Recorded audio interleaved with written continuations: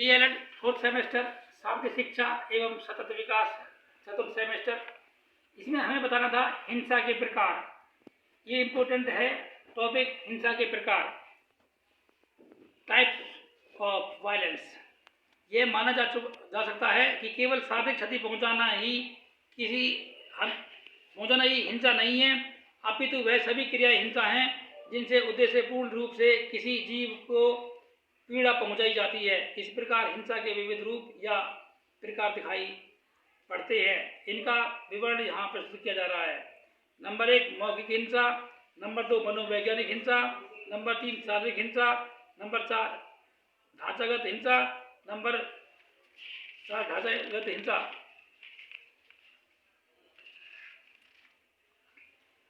ये हिंसा के प्रकार हैं। तो मौखिक हिंसा, जब कोई व्यक्ति मुख से बोलकर किसी अन्य व्यक्ति को पीड़ा पहुंचाता है तो उसे मौखिक प्रकार की हिंसा कहते हैं। मौखिक हिंसा के अंतर्गत सामान्यतः निम्नलिखित क्रियाओं को सम्मिलित किया जा सकता है: अपमानित करना, गालियां देना, चरित्र एवं आचरण पर दोषारोपण, पूर्व में की गई गलतियों को बार बार याद दिलाना, नकारात्मक अपेक्षा को व्यक्त करना, अविश्वास व्यक्त करना, धमकी देना, चीखना, झूठ बोलना, महत्वपूर्ण सूचना देने में इनकार करना, किसी को कहना कि वह बेकार है आदि। मौखिक हिंसा को सामान्यतः लोग अधिक गंभीरता से नहीं लेते हैं, किंतु संप्रति स्कूल, कॉलेज, सड़क पर, पार्क में, बस, ट्रेनों आदि सार्वजनिक स्थलों पर लोग सरलतापूर्वक मौखिक हिंसा का शिकार हो जाते हैं। ऐसी हिंसा करने वाले लोग प्रमाण के अभाव में दंडित भी नहीं हो पाते हैं, जो अधिक चिंता का विषय है। यहाँ यह उल्लेखनीय है कि मौखिक हिंसा व्यक्ति को शारीरिक हिंसा की अपेक्षा अधिक क्षति पहुंचाता है। ऐसा देखने को मिलता है कि यदि किसी व्यक्ति को बचपन से ही मौखिक हिंसा का सामना करना पड़े तो हो सकता है कि उसके मानसिक रूप से विकृत होने की अत्यधिक संभावना होती हो।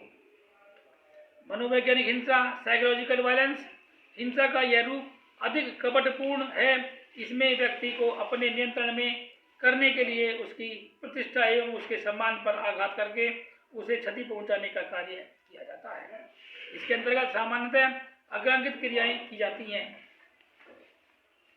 दबाव बनाकर कोई कार्य करवाना, डराना, धमकी देना, झूठा आरोप लगाना, व्यक्तिगत संपत्ति को क्षति पहुंचाना, आक्रामकतापूर्ण व्यवहार करना, व्यक्ति का सामाजिक बहिष्कार करना, योग्य व्यक्ति को निर्णय लेने के अधिकार से वंचित करना, अनुपयुक्त तरीके से व्यक्ति की गतिविधियों को नियंत्रित करना, किसी व्यक्ति के साथ बच्चों अथवा नौकरों जैसा व्यवहार करना, अत्यधिक अधिकार जमाना आदि। इस प्रकार स्पष्ट है कि मनोवैज्ञानिक हिंसा का उद्देश्य व्यक्ति को मानसिक रूप से क्षति पहुंचाकर उसे अपने नियंत्रण में करना है। शारीरिक हिंसा, किसी प्राणी को शारीरिक क्षति पहुंचाना, शारीरिक कष्ट देना अथवा पीड़ा देना शारीरिक हिंसा कहलाता है। यह अपेक्षाकृत अधिक स्पष्ट रूप से दिखाई देने वाली हिंसा है। इसे एक अनजान व्यक्ति भी सरलतापूर्वक देख और समझ सकता है। शारीरिक हिंसा के अंतर्गत निम्नलिखित क्रियाओं को सम्मिलित किया जाता है: मारपीट करना, थप्पड़ मारना, ठोकर मारना, दांत काटना, धक्का देना, बाल खींचना, हाथ घुमाना, गला दबाना, जलाना, किसी हथियार से हमला करना आदि। अतः स्पष्ट है कि ऐसी प्रत्येक क्रिया शारीरिक हिंसा है जो स्वयं अथवा किसी अन्य को शारीरिक कष्ट अथवा पीड़ा देती है। ढांचागत हिंसा, जब किसी सामाजिक ढांचे अथवा सामाजिक संस्था द्वारा किसी व्यक्ति, समूह अथवा समुदाय के हितों की क्षति होती है तो उसे ढांचागत हिंसा की श्रेणी में रखा जाता है। दूसरे शब्दों में कहा जा सकता है कि यदि कोई सामाजिक व्यवस्था अथवा संस्था लोगों की मूलभूत आवश्यकताओं की पूर्ति में बाधक हो तो यह बड़ी संख्या में लोगों को दुष्प्रभावित करती है। क्योंकि यह दुष्प्रभाव एक सामाजिक ढांचे के कारण होता है, इसलिए इसे ढांचागत हिंसा कहा जाता है। ढांचागत हिंसा के कुछ उदाहरण निम्नलिखित हैं, जैसे एडल्टिज्म से तात्पर्य आयु के आधार पर किए जाने वाले पक्षपातपूर्ण व्यवहार से है।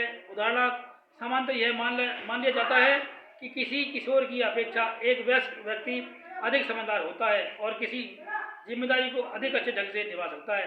ऐसे पूर्वाग्रह कुछ अवसरों पर किशोरों के लिए कष्टप्रद होते हैं। एक्जिम, आयु के आधार पर भेदभाव करना या किसी के अधिकारों में कमी अथवा वृद्धि करना, अवसरों को प्रदान करने में भेद करना आदि इसके अंतर्गत आता है।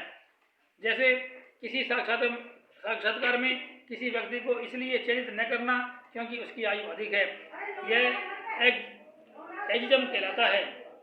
आयु की उसकी समस्त योग्यताओं की अनदेखी करते हुए उसे बाहर कर देना उस व्यक्ति के लिए अत्यधिक पीड़ादायी होता है। क्लासिज्म, इसका अभिप्राय सामाजिक, आर्थिक, क्षेत्रीय, जाति आदि पर आधारित पक्षपात करके अथवा भेदभाव करने से है। यदि जाति या अमीर गरीब होने अथवा किसी क्षेत्र विशेष का होने के आधार पर किसी के साथ पक्षपातपूर्ण व्यवहार किया जाता है तो यह क्लासिज्म के अंतर्गत आता है। जैसे यदि कोई अध्यापक किसी बच्चे को इसलिए अधिक अंक देता है क्योंकि वह उसके क्षेत्र का है अथवा किसी बड़े घर का है तो यह क्लासिज्म के अंतर्गत आता है, क्योंकि ऐसे व्यवहार से अन्य बच्चे दुखी होते हैं। एलिटिज्म, इसका आशय कुछ शक्तिशाली सामाजिक, आर्थिक, राजनीतिक आदि दृष्टि से दोनों तक सत्ता के केंद्रित होने से है। ऐसी स्थिति में सामान्य जनों का हित प्रभावित होना स्वाभाविक है। जैसे राजनीति में परिवारवाद को माना जा सकता है। शिक्षा के क्षेत्र में कुछ विशेष योग्यताधारी विद्यार्थियों को ही आर्थिक एवं अन्य प्रकार की सहायता देना भी एलिटिज्म ही है। एथनोसेंट्रिज्म, व्यक्ति द्वारा अपनी भाषा एवं संस्कृति को अन्य समुदाय अथवा क्षेत्र की भाषा एवं संस्कृति से उत्तम मानने की प्रकृति को एथनोसेंट्रिज्म कहते हैं।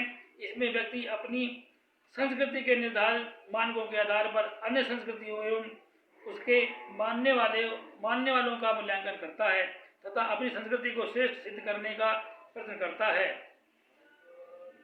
जैसे हिंदू एवं मुसलमान द्वारा परस्पर एक दूसरे की संस्कृति की आलोचना करना तथा अपनी संस्कृति को उत्तम सिद्ध करना। नेशनलिज्म, किसी एक भौगोलिक अथवा जनसंख्यीय क्षेत्र में रहने वाले लोगों का अपने क्षेत्र के प्रति प्रेम, लगाव एवं भक्ति को नेशनलिज्म कहते हैं। अपने देश के प्रति भक्ति में प्राय लोग अन्य देश एवं वहाँ के लोगों का अपमान कर देते हैं, जो निश्चित रूप से कष्टप्रद है। जैसे भारतीयों एवं पाकिस्तानियों द्वारा परस्पर एक दूसरे को नीचे दिखाना अथवा अपने देश को श्रेष्ठ सिद्ध करना। सेक्सिज्म, लिंग के आधार पर भेदभाव करना सेक्सिज्म कहलाता है। महिलाएं इसमें सर्वाधिक प्रभावित हैं। पुरुषों द्वारा स्वयं को महिलाओं से श्रेष्ठ समझना महिलाओं के लिए सदैव कष्टप्रद रहा है। सेक्सिज्म का चरम समाज में हो रहे यौन शोषण, बलात्कार, छेड़छाड़ आदि के रूप में देखा जा सकता है। और लास्ट टॉपिक है 5वां जो नंबर है इसका, लोकप्रिय संस्कृति में अश्लीलता। लोकप्रिय संस्कृति का आशय भारतीय एवं पाश्चात्य दोनों ही संस्कृतियों से है, क्योंकि संप्रति भारत में भारतीय संस्कृति के साथ साथ पाश्चात्य संस्कृति भी लोकप्रिय हो चुकी है। सांस्कृतिक अश्लीलता प्राचीन समय से किसी न किसी रूप में विद्यमान रही है। सुरापान करना, लोकगीतों में अश्लील शब्दों का प्रयोग करना, नृत्य आदि प्राचीन संस्कृति के अंग हैं। वर्तमान समय में सांस्कृतिक अश्लीलता में वृद्धि स्पष्ट दिखाई देती है। संस्कृति में निहित अश्लीलताओं के परिणामस्वरूप बहुत से हिंसक कृत्यों का जन्म होता है। संस्कृति में व्याप्त अश्लीलता के कारण लोग सरलतापूर्वक मौखिक, मानसिक, मनोवैज्ञानिक आदि हिंसा का शिकार हो जाते हैं, जो प्रत्यक्ष रूप से दिखाई नहीं देता है। जैसे एक अश्लील गीत बड़ी संख्या में लोगों को आहत करता है और यह पीड़ा तब और भी अधिक बढ़ जाती है जब उद्देश्यपूर्ण ढंग से ऐसा किया जाता है। ऐसी परिस्थिति में लोगों द्वारा प्रतिरोध करने पर शारीरिक हिंसा का खतरा भी बना रहता है। आज के लिए इतना ही। धन्यवाद। और सेमेस्टर वालों याद रखो, करो, तैयारी करो।